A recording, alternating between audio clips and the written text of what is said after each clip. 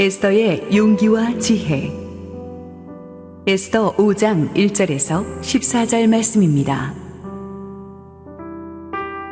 제3일에 에스더가 왕후의 예복을 입고 왕궁 안뜰 곧 어전 맞은편에 서니 왕이 어전에서 전문을 대하여 왕좌에 앉았다가 왕후 에스더가 뜰에 선 것을 본즉 매우 사랑스러우므로 손에 잡았던 금규를 그에게 내미니 에스더가 가까이 가서 금규 끝을 만진지라. 왕이 이르되 왕후 에스더여, 그대의 소원이 무엇이며 요구가 무엇이냐? 나라의 절반이라도 그대에게 주겠노라 하니 에스더가 이르되 오늘 내가 왕을 위하여 잔치를 베풀어 싸우니 왕이 좋게 여기시거든 하만과 함께 오소서 하니 왕이 이르되 에스더가 말한 대로 하도록 하만을 급히 부르라 하고 이에 왕이 하만과 함께 에스더가 베푼 잔치에 가니라. 잔치에 술을 마실 때에 왕이 에스더에게 이르되 그대의 소청이 무엇이뇨? 곧 허락하겠노라. 그대의 요구가 무엇이뇨? 나라의 절반이라 할지라도 시행하겠노라 하니 에스더가 대답하여 이르되 나의 소청, 나의 요구가 이러하니이다. 내가 만일 왕의 목전에서 은혜를 입었고 왕이 내 소청을 허락하시며 내 요구를 시행하시기를 좋게 여기시면 내가 왕과 하만을 위하여 베푸는 잔치에 또 오소서. 내일은 왕의 말씀대로 하리이다 하니라.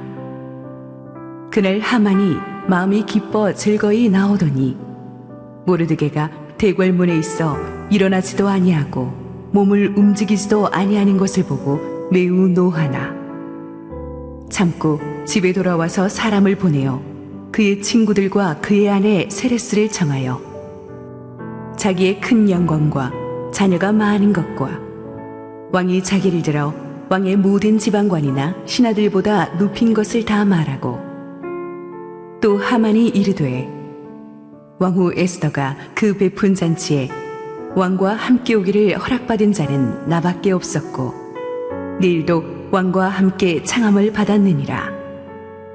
그러나 유다 사람 모르드게가 대궐문에 앉은 것을 보는 동안에는 이 모든 일이 만족하지 아니하도다 하니 그의 아내 세레스와 모든 친구들이 이르되 높이가 50규빗 되는 나무를 세우고 내일 왕에게 모르드게를 그 나무에 매달기를 구하고 왕과 함께 즐거이 잔치에 가소서 하니 하만이 그 말을 좋게 여기고 명령하여 나무를 세우니라. 할렐루야. 우리 하나님께 감사와 영광의 박수 올려드리겠습니다.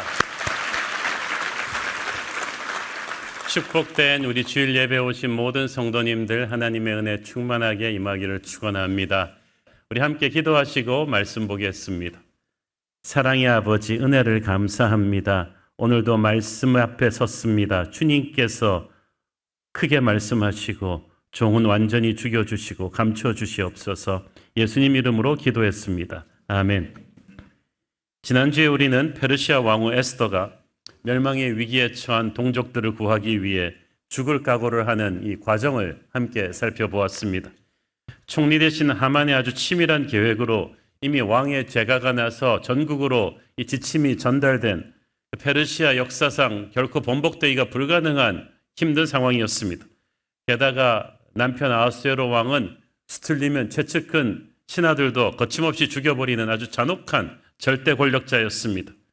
또한 페르시아 궁정 관례상 아무리 왕후라고 해도 왕이 먼저 부르지 않았는데 먼저 왕이 어전에 나갈 수는 없었습니다.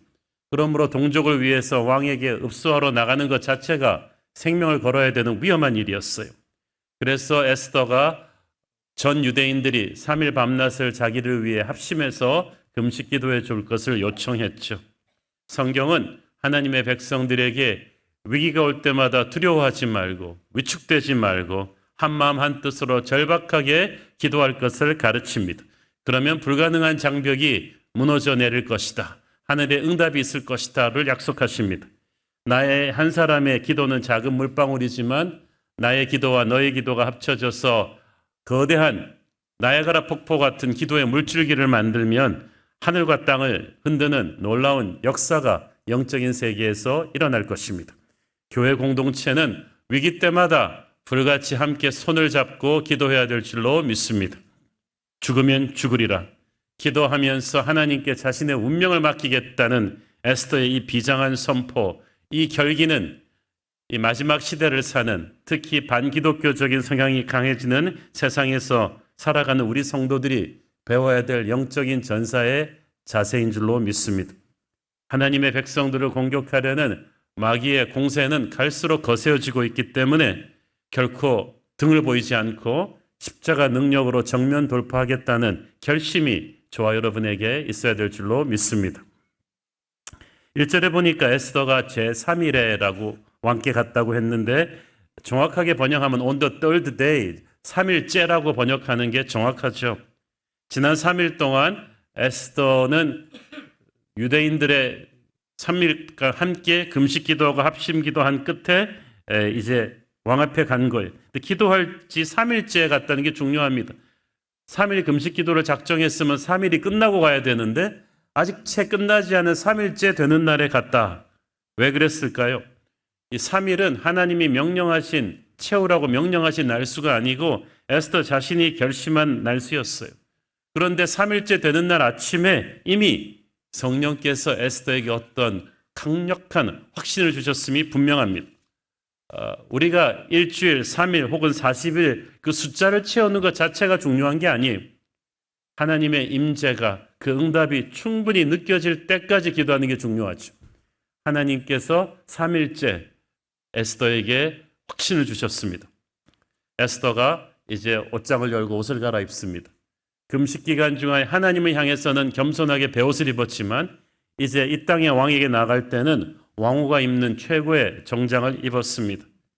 성경은 짧게 말하지만 에스더가 그날 왕궁 안뜰로 들어서서 왕좌 앞으로 걸어갈 때 얼마나 마음이 비장했겠습니까? 얼마나 마음이 떨렸겠습니까? 관례대로 하면 에스더는 그냥 죽어야만 합니다. 페르시아 왕에게는 수백 수천의 호위무사들이 있습니다. 왕의 허락 없이 왕의 안뜰로 그냥 들어서는 침입자는 지위 고하를 막론하고 죽이게 돼 있거든요. 그래서 호위 목사들이 전부 다 칼집에 손을 쫙 얹었다가 딱 보니까 에스더인 거예요. 다들 얼어붙었습니다. 지난 5년 동안에 왕후 에스더의 인품과 지혜를 모르는 신하 병사들은 아무도 없었어요. 에스더는 여느 왕후와 달랐어요. 신앙심이 두터웠기 때문에 말투와 행동이 경박하지 않았어요. 모두 돈 밝히고 권력지향적이고 음란한 그 왕궁에서 에스더에게는 거룩한 아우라가 있었다는 거예요. 늘 따뜻하고 경건하고 모든 신하들에게 하급 병사들과 종들에게도 친절한 에스더를 모두가 존경하고 사랑했습니다. 그런데 그런 왕후 에스더가 왕의 허락 없이 이 어전 안뜰로 들어선다는 게 무슨 뜻인지를 아는 에스더가 최고의 정장을 입고 아침 일찍 들어왔다. 전부 다 당황했어요. 호위병들은 감히 칼을 뺄 수가 없었습니다. 그래서 왕의 눈치만 보고 있었습니다. 에스더는 그런 분위기를 감지하면서도 요동하지 않았습니다. 한 걸음 한 걸음 그녀가 담대하게 기도하며 왕에게로 걸어 나갔겠죠. 저 끝에 앉아있는 남편 아하수에로가 얼마나 무서운 사람인지 에스더는 지난 5년 동안 너무나 잘 알고 있었어요.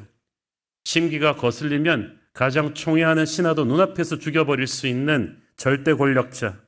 그래서 에스더는 이 길이 자신의 마지막 길일 수도 있다는 것을 알고 있었어요. 이제 다시는 내일의 태양을 보지 못할 수도 있습니다. 천의 고아로 이 땅에서 자라오면서 지금까지 겪었던 모든 시간들이 아마 주마등처럼 에스더의 앞을 스쳐갔겠죠. 그러나 자기가 이 길을 가지 않으면 수많은 하나님의 백성들이 죽어야 함을 알기 때문에 선택의 여지가 없었습니다. 마치 훗날 예수님이 우리의 죄를 대신 지시고 갈보리 십자가 길을 가신 것과 같습니다. 한 걸음 한 걸음 떼기가 우리 주님 얼마나 고통스러우셨겠습니까? 그러나 주님이 그 길을 가지 않으면 우리는 죄로 죽임당할 수밖에 없다는 걸 알기 때문에 주님은 골고다 길을 끝까지 가셨어요. 에스더는 예수님의 마음으로 이 길을 갔습니다. 그래서 한 걸음 한 걸음 왕에게로 가까이 가는데 마침내 무심코 앉아있던 왕이 고개를 들어 에스더를 보았습니다. 2절에 보니까 왕후 에스더를 본즉 사랑스러움으로. 우리가 이 구절을 쉽게 읽어서는 안 돼. 이건 기적이에요. 지금 왕이 지난 한 달 동안에 무슨 이유에서인지 왕후 에스더를 보지 않았어요. 보통 이 페르시아 제국의 왕이 아무리 후궁이 많다 해도 예의상으로라도 일주일에 한 번은 왕후를 보는데 뭔가 이 변덕심한 왕이 마음이 안 좋아갖고 에스더를 안 보고 한 달이 지났어요. 이 부부 관계가 지금 썩 좋지가 않아요. 게다가 여러 가지 이런 산적한 국정으로 인해서 왕이 심기가 불편하고 스트레스가 많아서 신경이 날카로워져 있는 차에 부르지도 않았는데 왕후 에스더가 덜컥 나타난 거예요. 그런데 그 순간 기적이 일어났어요. 갑자기 이해할 수 없는 환한 햇살이 왕후를 보는 순간 왕에게로 쏟아져 들어왔어요. 처음 그녀를 봤을 때 그 황홀함, 그 아름다움이 막 살아난 거예요.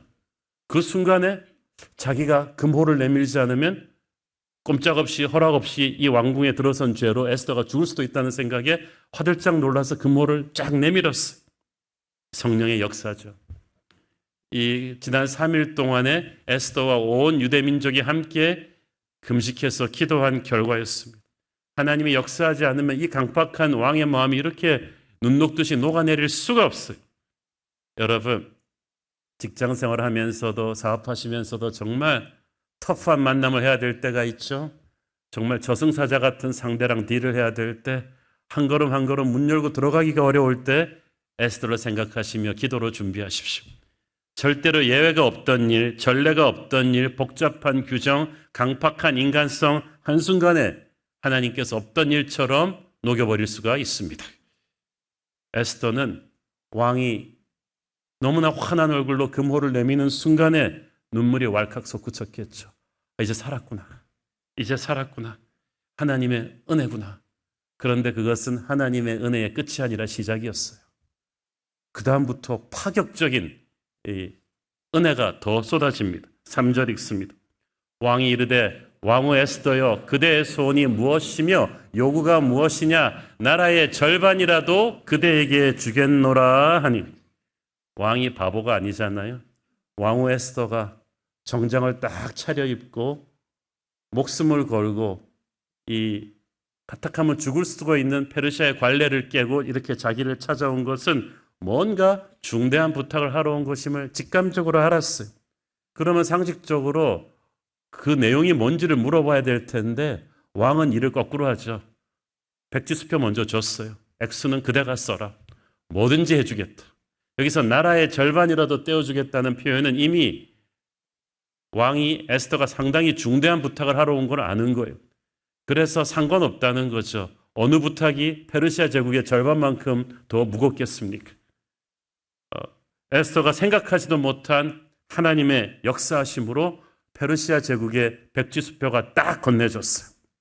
그 어렵던 길이 순식간에 이렇게 확 열릴 줄은 몰랐습니다. 이게 지금 어전이거든요. 모든 신하들이 이제는 에스더 입만 보는 거예요.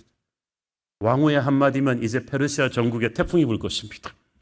누구를 죽이라 해도 죽일 것이고 누구를 일으키라 해도 일으킬 것이고 나라의 운명이 바뀔 수도 있는 게 이제 왕후의 입술에 달린 거예요. 지금까지는 페르시아 제국이 좀 어수선했어요. 유대인 대학살의 명령 때문이었는데 이제 생명의 바람이 불 것입니다. 그래서 오늘의 챕터가 지금까지 어둡고 위기 상황으로 치닫던 에스더의 분위기가 완전히 반전되는 거룩한 하나님의 군대의 반격이 시작되는 거예요. 이때까지는 모든 상황의 주도권이 하만에게 있는 것 같았어요. 이 악한 하만은 완전히 마귀에게 완전히 사로잡혀가지고 치밀한 계략으로 하나님의 백성들을 다 죽이려고 왕까지 자기 손에 딱 놓고 설득해가지고 페르시아의 모든 공권력을 휘둘러서 꼼짝없이 하나님의 백성들을 이제 죽음으로 몰아갔는데 이 순간부터 역사의 주도권이 순식간에 하만에게서 에스더에게로 넘어왔어요. 놀랍지 않습니까? 여러분, 하만은 이 힘을 주기 위해서 수십 년 동안 공을 들였을 거예요. 근데 그러면 뭐예요? 단 3일의 금식 기도로 하나님이 전세를 역전시켰어요. 가장 파워 있는 기도 세 가지가 합심기도, 금식기도, 중보기도거든요. 이 세 개를 에스더가 이 세 카드를 다 꺼내들고 지난 3일 동안에 수십만 유대인들의 기도를 모은 거예요. 이거 뭐 마귀가 당해낼 수 있는 수준이 아니에요. 이런 목숨을 건 기도는 역사의 주도권을 하나님의 사람에게로 다시 넘어오게 합니다. 겉으로 보면 페르시아 왕이나 하만이 힘을 가진 것 같은데 에스더나 모르드게는 아무 힘이 없어서 그냥 절대 을 같은데 실상 그게 아니었던 거예요. 역사의 주도권을 하나님께서 기도하는 에스더에게, 모르드게에게 넘겨주셨습니다. 지금도 우리는 힘이 없지만 하나님께 간절히 매달리면 역사의 주도권을 세상 권세가 아닌 우리에게 하나님이 넘겨주실 줄을 믿으십시오. 나라의 절반이라도 내어주겠다는 왕의 말을 들으면서 에스더는 가슴이 두근거리기 시작했어. 이거는 페르시아 왕이 하는 말이 아니구나. 전능하신 하나님께서 저 왕을 압도하셨구나. 왕이 자발적으로 이렇게 호의적으로 나오는 건 기적이었거든요. 에스더가 돈으로 하만처럼 로비를 했습니까? 정치적인 배경이 있습니까? 눈물이 왈칵 솟았어요. 이제 우리 민족을 살릴 수 있겠다는 확신을 가졌어. 마음 같아서라는 당장에도 왕이시여, 그러면 죽을 위기에 처한 내 동족을 살려주십시오 라고 본론을 말하고 싶었지만 에스더가 훌륭한 것은 주도권이 넘어왔을 때도 경솔하지 않았어요.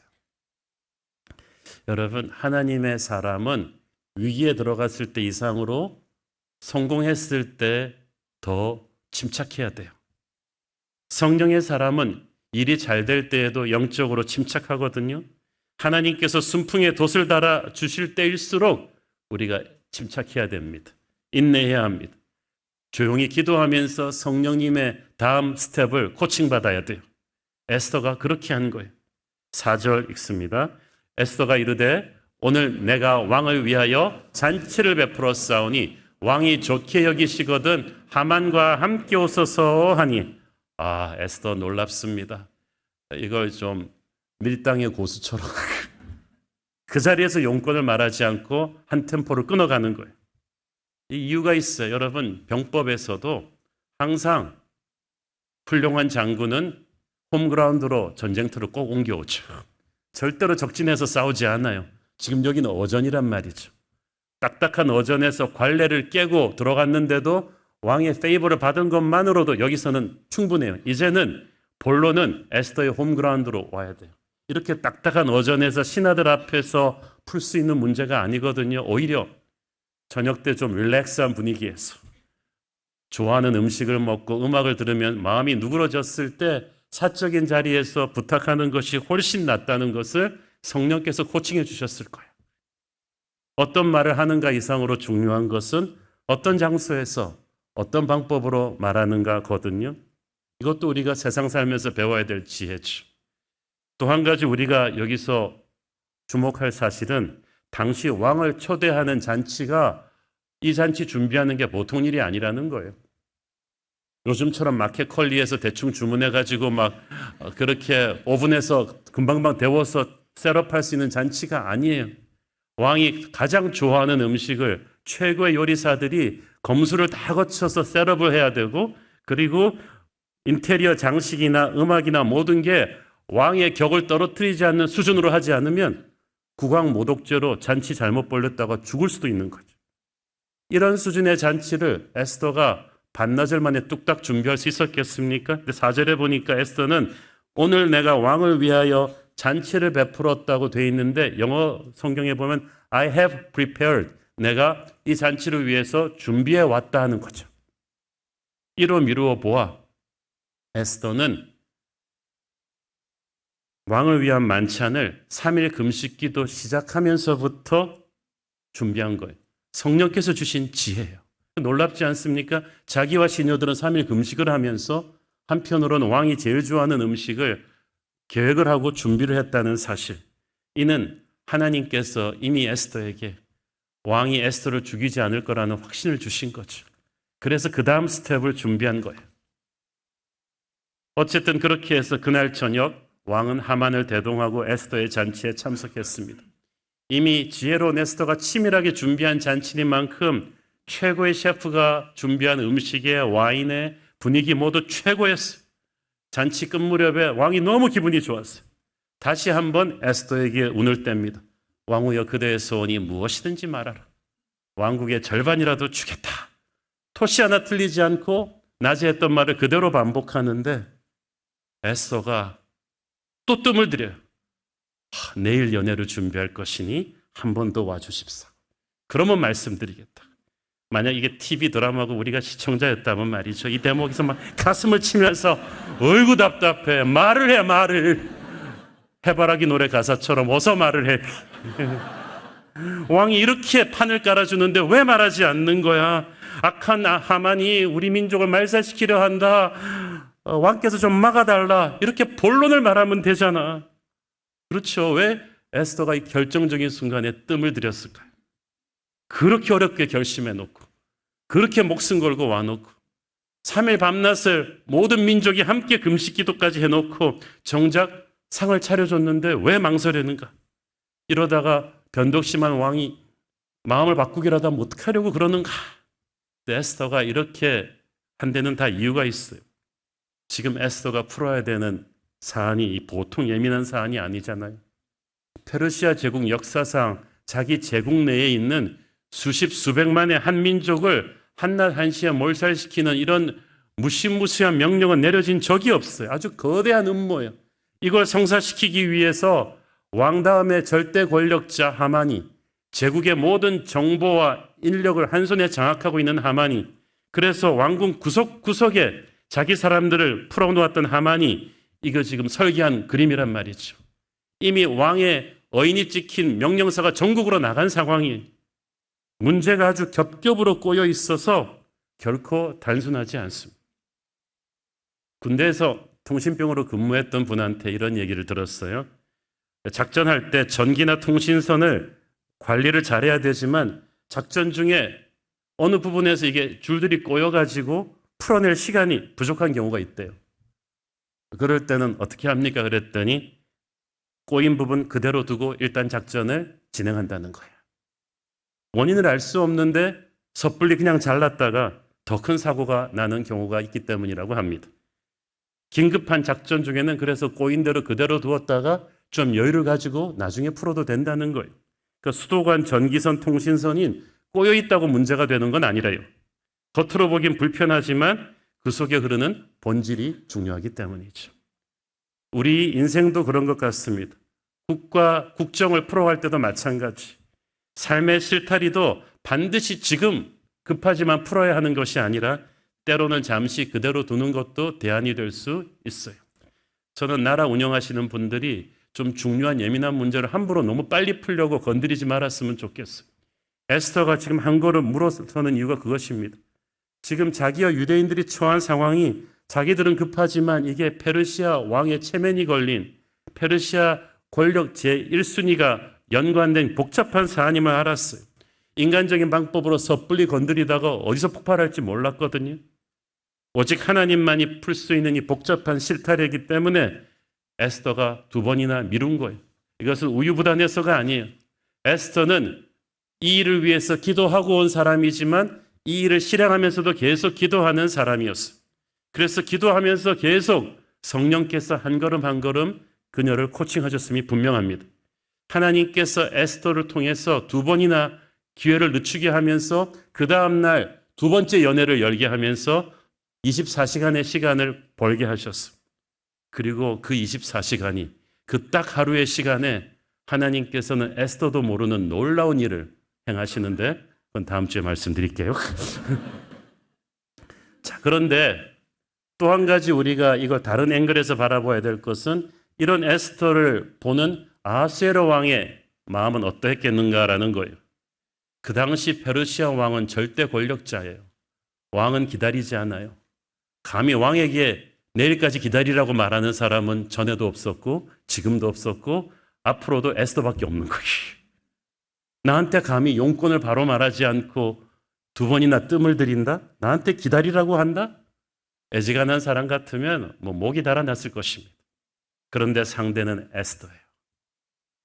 왕은 수많은 사람을 겪어봤지만 지난 5년간 지켜본 왕후 에스더는 페르시아에 있는 그 수많은 여인들과는 차원이 다른 사람이에요.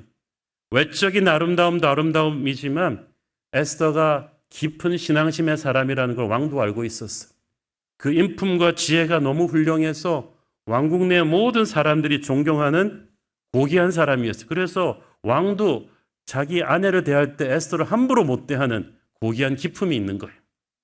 여러분, 우리가 평소에 이런 좋은 이미지를 쌓는 게 중요합니다. 그래야 결정적인 때에 여러분을 통해서 하나님이 일하실 수가 있는 거죠. 더구나 하나님께서 역사하셔서 지금 아하스웨로 왕은 에스더를 향해서 마음이 활짝 열려 있어요. 뭐든지 그 에스더가 하는 말이면 다 들어줄 수 있도록 열려 있는데 소원을 말하라는데 하루만 더 기다려달라. 보통 사람이면 이러겠어요? 그러니까 왕은 분노가 아니라 오히려 호기심이 강렬하게 일어났어요. 뭘까 도대체? 도대체 뭘까?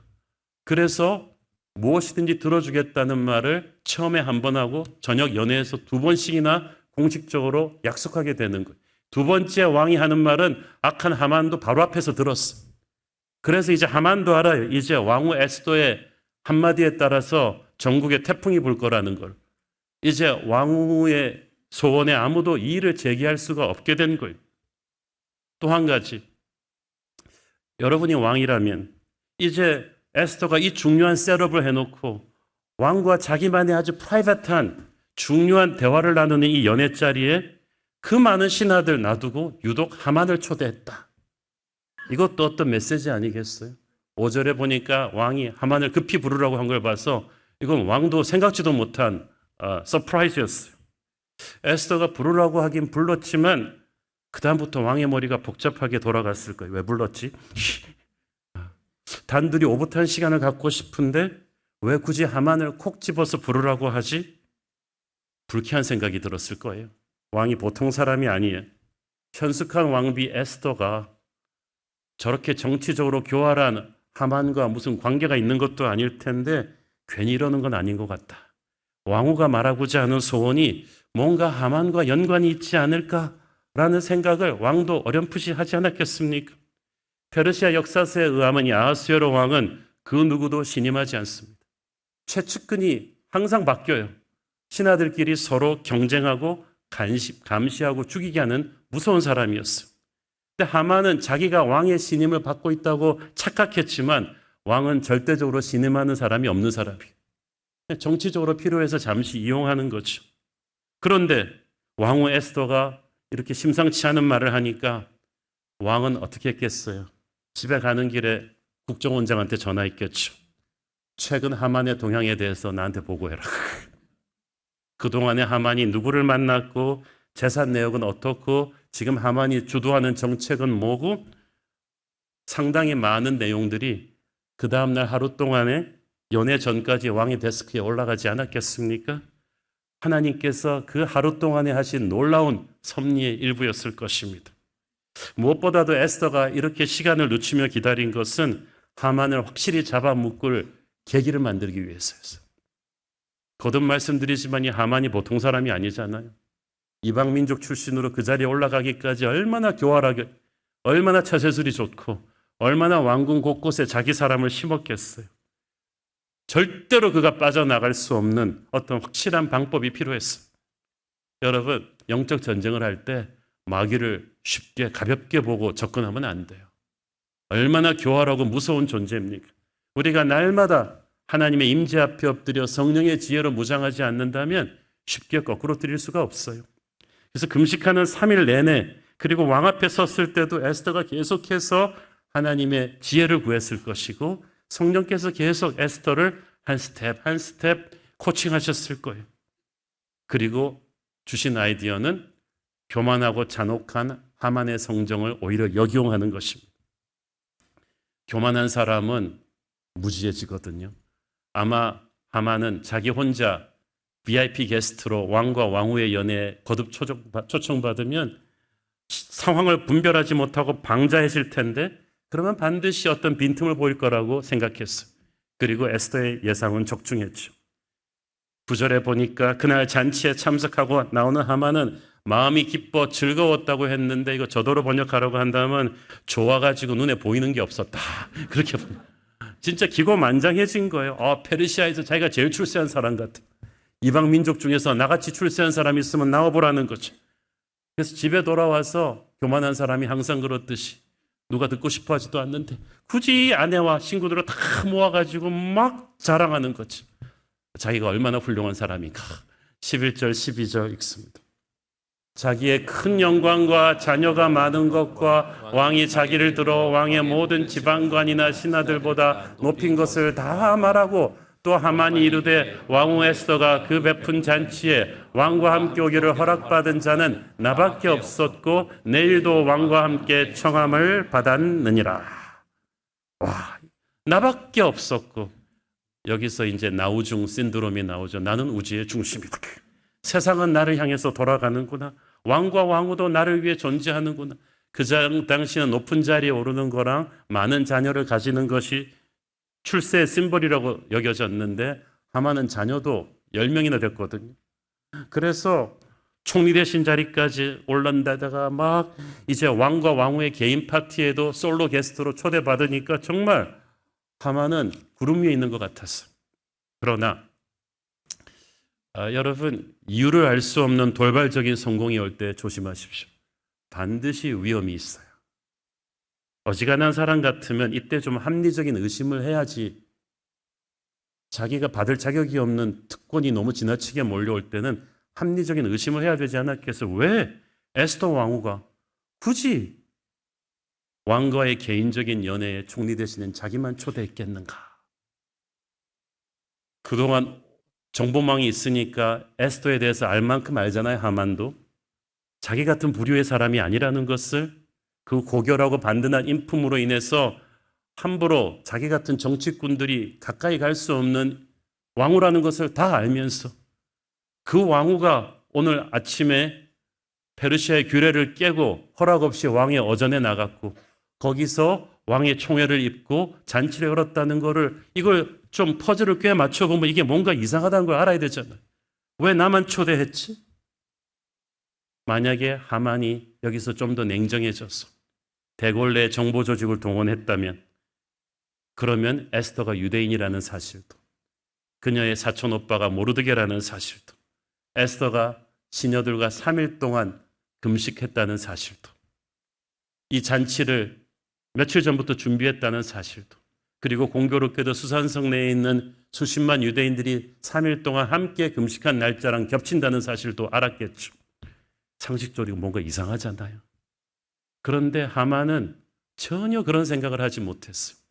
이때까지 그를 지탱해줬던 그 교활한 정치머리가 그때는 얼어붙었어요. 왜? 교만했기 때문에. 그냥 자기가 잘나서 특별 대우를 받는 줄 알았어요. 여러분, 교만하면 사람이 아둔해집니다.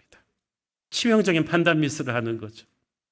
기원전 5세기경에 그리스의 패권을 결정하는 그 전쟁에서 아테네와 스파르타가 맞붙었는데 100의 99는 전부 다 아테네의 일방적인 승리를 예상했어요. 인구도 아테네가 많고 이쪽이 경제력도 많고 병력도 많았고 아테네는 기고만장했습니다. 스파르타 인원들은 촌놈들이다. 그러나 허를 찔렸죠. 어이없이 아테네가 무너집니다. 그래서 교만이 무서운 거야, 여러분. 성경은 교만에 대해서 뭐라고 말합니까? 잠언 16장 18절. 교만은 패망의 선봉이요 거만한 마음은 넘어짐의 앞장이니라. 패망의 선봉이란 말이 무슨 뜻이에요? 교만한 사람 보면 아, 이제 망할 때가 가까웠다. 이걸 딱 알 수 있는 거예요. 에스더는 하만의 이런 교만함으로 인한 무지함을 염두에 두고 그가 자기 꾀에 자기가 넘어지도록 기다리라는 성령의 음성을 들었을 것입니다. 하만의 결정적인 패착은 그것만이 아니었어요. 왕의 잔치에 참여해서 그냥 기분이 너무 좋아가지고 우쭐거리며 휘파람 불면서 막 트로트를 흥얼거리며 막 나오다가 대궐 문지기 모르드게랑 딱 마주친 거예요. 근데 모르드게가 이 정도 자기 때문에 이 사단이 난 걸 알면 하만한테 와서 굽신거리며 살려달라고 빌어야 될 텐데 이제는 투명인간 취급하는 거예요. 절을 안 하는 정도가 아니라 그냥 보고도 못 본 척. 막 하만이 막 불듯이 분노가 일어났어요. 모르드게는 상황이 이렇게 되었다고 해서 비굴하게 하만에게 목숨을 구걸하고 싶은 마음은 없었어요.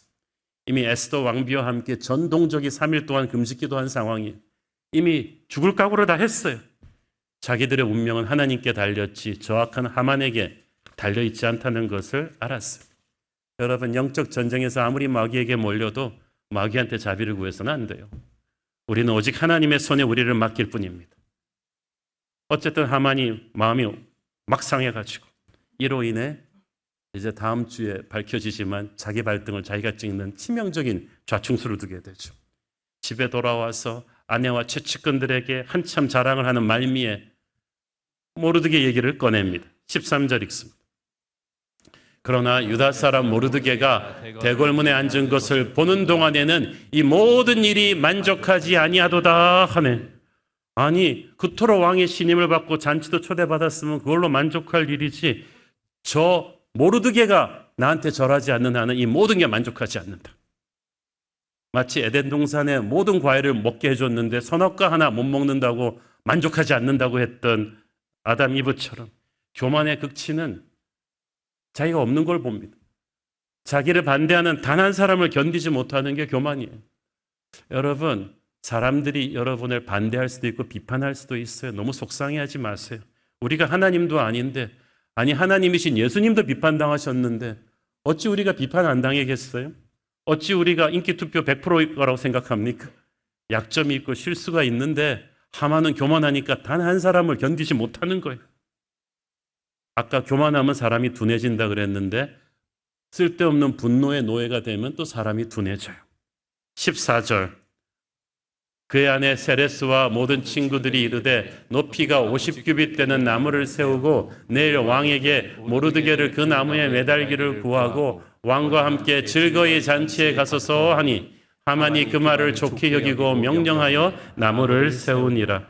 여기서 이 나무는 그냥 나무가 아니라 그 당시 페르시아에서 대역죄인들을 처형할 때 쓰는 십자가 형태의 나무를 뜻합니다. 아주 높아요. 높이가 50규빗이면 23m입니다. 여기서 여기까지보다 한 배 정도 더 큰 굉장히 높은 나무에 못 박아서 아주 고통스럽게 모든 사람 보는 앞에서 치욕스럽게 죽이면 당신 속이 풀리지 않겠습니까? 하는 거죠. 참 유류상종이라고 하만 와이프나 하만이나 그 친구들이나 다 똑같아요. 어떻게 이렇게 악한 아이디어를 냅니까? 근데 하만은 이 아이디어가 마음에 들었어요. 그렇지.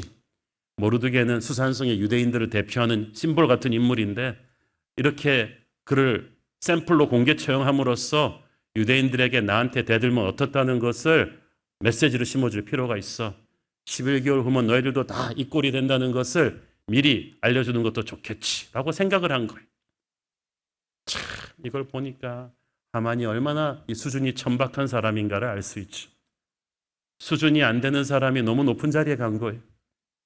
왕 다음의 권력자인데 나라에 처리해야 될 중대한 사안이 얼마나 많겠어요. 고작 한다는 게 1급 하급 공무원한테 정치 보복하겠다. 왕에게 직접 보사하러 아침 일찍 들어가겠다. 아, 정말 얼마나 한심한지 몰라요. 어떻게 자기에게 주어지는 권력을 그렇게 하찮게 쓴단 말입니까? 그리고 하만의 약한 계략은 그 다음 하루 동안에 하나님의 전혀 생각하지도 못한 놀라운 반전카드로 인해 순식간에 뒤집혀지고 말죠. 시편 7편 14절 16절을 보십시오. 악인이 죄악을 낳으며 재앙을 배워 거짓을 낳았도다. 엉덩이를 파 만들며 제가 만든 함정에 빠졌도다. 그의 재앙은 자기 머리로 돌아가고 그의 포악은 자기 성수리에 내리리로다. 정말 그래. 여러분, 남 해하려고 음모 꾸미지 마세요. 그대로 여러분에게 돌아올 거예요. 오늘 본문에서 우리는 하나님의 역사를 인내로 기다리는 것이 얼마나 중요한지를 배웁니다. 에스더는 우유부단한 사람이 아니에요. 하나님이 명령하시니까 자기의 목숨을 걸고 나서는 용기가 있었어요. 그러나 그 용기를 실행함에 있어서 그녀는 지혜로웠어요. 무모하지 않았어요. 이게 중요합니다. 우리에게 이 용기와 지혜가 동시에 필요하죠.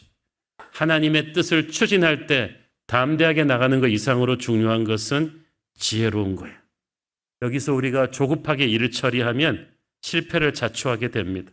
이거는 지금 수백만 하나님 백성들의 목숨이 걸린 일이거든요. 에스더가 그래서 그 일을 수행하는 데 있어서 서두르지 않았어요. 여러분도 서두르지 마십시오. 순간순간 기도하며 하나님의 다음 코칭을 기다려야 돼요. 에스더가 그렇게 해서 하루를 더 기다리는 사이에 에스더도 몰랐던 하나님의 놀라운 섭리가 기가 막힌 우연과 우연의 연결로 이루어지게 됩니다. 이 일이 여기서 퇴골하던 하만이 모르드게를 괜히 만나서 막 화낸 사건도 그 퍼즐 조각 중에 하나예요. 우리가 이 일이 다음 주에 설교에서 어떻게 하나님의 놀라운 반전을 만들어내는 퍼즐로 사용되는지 보게 될 텐데, 하나님께서는 정말 우리가 생각하기에는 전혀 상관이 없는 사건들을 우연처럼 연결시켜서 놀라운 반격을 준비하고 계셨어요. 중요한 건 하나님께서 에스더에게 이 모든 걸 한꺼번에 보여주시지 않았다는 거죠. 성경에 보세요. 아브라함에게도 한꺼번에 다 약속의 땅을 보여주신 게 아니에요. 순종할 수 있을 만큼만 한 걸음씩 보여주십니다. 그게 우리가 감당할 수 있는 한계니까. 그러므로 에스더는 정확히 하나님의 큰 그림이 무언지를 모르고 갔지만 성령의 감동에 순종해서 한 걸음씩 나갔어요. 우리도 그렇게 해야 돼요. 하나님은 우리가 감당할 수 있을 만큼 한 걸음씩 보여주면서 끌고 가실 것입니다. 우리는 모든 걸 알고 순종하는 게 아니고 모든 걸 알고 순종할 수도 없어요. 그냥 주신 말씀대로 한 걸음씩 나가다 보면 전혀 생각하지도 못한 문이 옆에서 열리기도 하고 뒤에서 열리기도 하고 열리는 거예요. 그 문으로 들어가 보면 순종했기 때문에 열리는 그 다음 문이 또 있어요. 그렇게 해서 그러면서 이렇게 가다 보면 어느 순간 저 여러분은 약속의 땅에 도달해 있을 줄 믿습니다. 그래서 믿음의 여정이 흥분이 되고 기대가 되는 거예요. 여러분이 다음 주 설교 기다리는 것처럼 기대가 되는 거죠. 우리는 미래를 불안해하지 않아도 됩니다. 주님과 동행하며 하루하루를 사는 한 기도하며 발자국을 옮기면서 순간순간 그분의 코칭을 받는 한 에스더처럼 하나님께서 우리를 최고의 길로 인도하실 줄로 믿습니다. 보이지 않는 곳에서 내 힘으로 안 되는 암흑 속에서 일하시는 우리 주님을 믿으시기를 바랍니다. 기도하겠습니다. 주님 은혜를 감사합니다. 내 힘으로 안 될 때, 아무 길도 보이지 않을 때 하나님이 일하심을 믿습니다. 나의 작은 오병이어 같은 순종을 주님께서 소재로 쓰셔서, 재료로 쓰셔서 놀라운 기적의 드라마를 쓰실 줄을 믿습니다. 에스더처럼 우리도 주님 믿고 한 걸음 순종하며 나가는 인생 살게 하옵소서. 예수님 이름으로 기도했습니다. 아멘.